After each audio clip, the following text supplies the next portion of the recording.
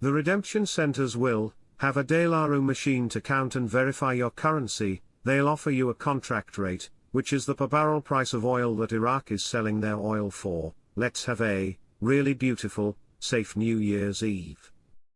Question: so did auctions stop at the CBI?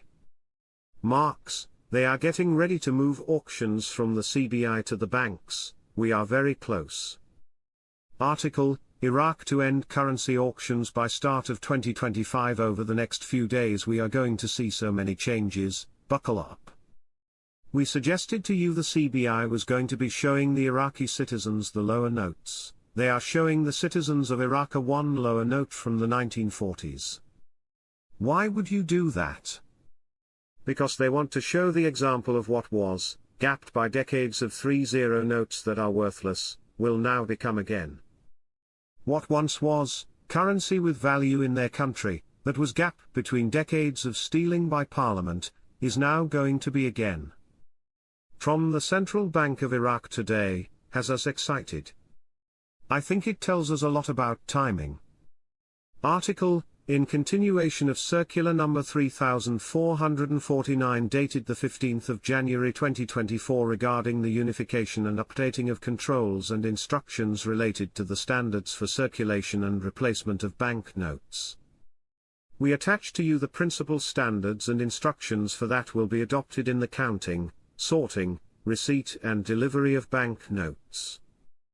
To be implemented starting from the 1st of February 2025 with appreciation that is supposed to continue and be completed the 15th of January 2025. They are saying they will be issuing the instructions related to the standards of circulation and the replacement of banknotes, which has folks excited. It appears they're gearing for a change and that change is coming. The exchange rate could come when Allah is ready to tell us and the world. If that mechanism has to deal with an exchange rate, they're talking about that today. That's fascinating. Dude, if you buy $100,000 worth of dinar and it goes to the value of the Kuwait dollar, you're looking at $300 million. I don't know if you want to call it a get-rich-quick scheme. It's been 25 years and still nothing has happened to the Iraqi dinar. As a matter of fact, the dinar is losing value.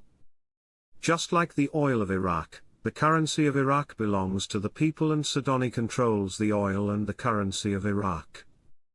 Sudani, to the CBI, are the only ones with the authority to make any changes in the exchange rate of the Iraqi dinar. If Parliament does not do the final reading of the budget, then Sudani will overwrite it with an operational budget. Today in Iraq, Monday, December 30th, the auction was $279,695,336. So there was an auction today. Comment: Sudani and Salil say it will be on Jan 2. Marks: that is pretty close to what we are being told right now. There is so much coming together. Comment: my IMF contact is saying the 2nd. Marks: they are not the only ones looking at that date. The television is showing the auctions are now ended after 20 years. Frank: are they saying it has officially ended or are they saying it's going to end on the 31st? Firefly: saying it ended after 20 years. Frank: then that means Tony can keep his promise and show them the lower notes before the end of the year. But he's running out of time. Iraq's been saying through the course of this year that they're going to by the end of this year end the use of the dollar. Iraq is stating they're going to end the currency auctions starting January 2nd. If we don't see more than one outlet stating something, it doesn't hold a lot of credibility. The central bank would have to post and say, hey, we're going to be ending the currency auctions. That isn't posted anywhere on the central bank's website. So far just one news outlet stating it's going to end and will be done as of January 2nd in print. Only one? That make the credibility of that news very questionable, especially with the central bank not posting it.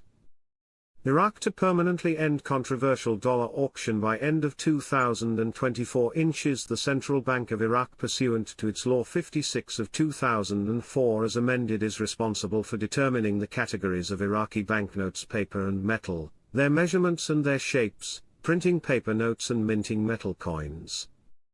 What's not normal about this is they don't have any coins. They don't have any metals. Why are they talking about it now, today? That's powerful. If that mechanism is now changed, as Salah says, that mechanism means there's going to have to be significant change. That means the value of the exchange rate is going to change. You don't need coins at an exchange rate of 1,310. It doesn't work that way. The value has to be there. The United States Treasury and ALAC are handing out awards to their employees for the success of the monetary reform, and the success of the new currency. ALAC then comes out and he shows the Iraqi citizens a big giant bulletin board that show the old one note from the 1940s. That means they are now going to show the new lower notes of 2025. Get ready everyone, we are ready. All protocols have been met and everything is ready to go. We just have to wait for the go sign. I'm expecting the 1 or the 2nd of January. I've had many on a conference call and they all said that we are about to go anytime right now, and many are pointing to the 1st and 2nd of January 2025. Not long to go, guys. God bless.